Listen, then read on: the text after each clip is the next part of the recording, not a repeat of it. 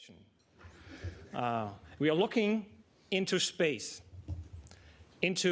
towards a galaxy, a giant galaxy, 500 billion light years away from us. Sorry, 500 billion kilometers away from us. Very big galaxy which was suspected to host a supermassive black hole in the very center. 101 years ago, someone discovered a streak of light, which is plasma shooting out of the center of the Milky Way, marking the supermassive black hole. I never believed that this black hole was as big as people said, until we saw that. This is the nucleus of the galaxy M87, and this is the first ever image of a black hole.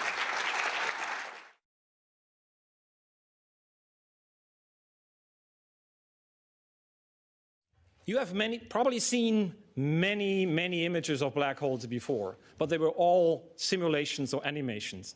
And this is so precious to all of us, because this one is finally real.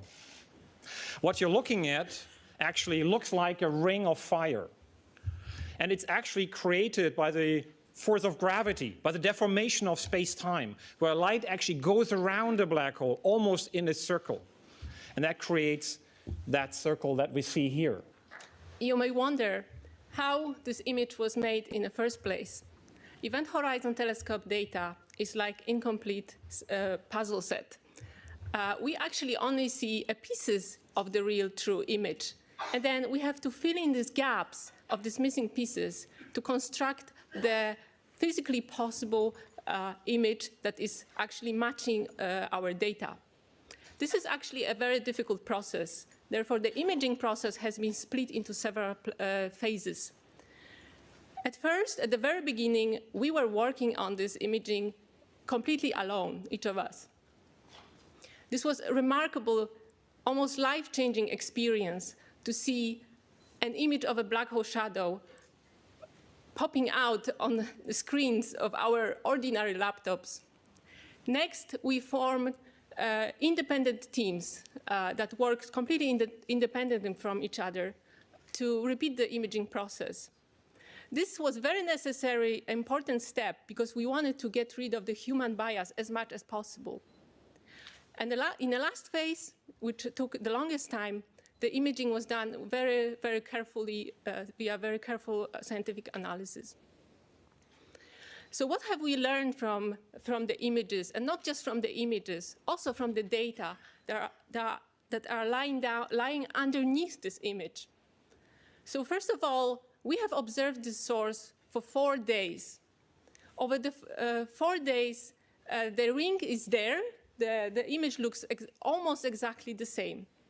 We have also measured the size of this ring. Over 4 days, the size is always the same. It doesn't change.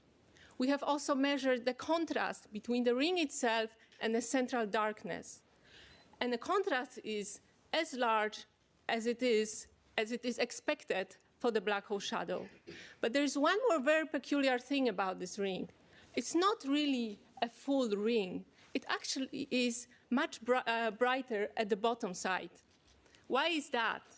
Our models told us immediately that this kind of structure can be only formed if something in the source is rotating. What is rotating? It could be the black hole, but also the matter around it, or both can be rotating. At the moment, the images are not yet sharp enough to actually estimate or calculate the exact speed of this rotation. But these images give us a sense of the direction of the rotation, which is clockwise in the sky. So to summarize, our images, our data tell us that we are looking at the shadow of the black hole, which has been predicted by all the models of the black holes that we have developed over the last few decades.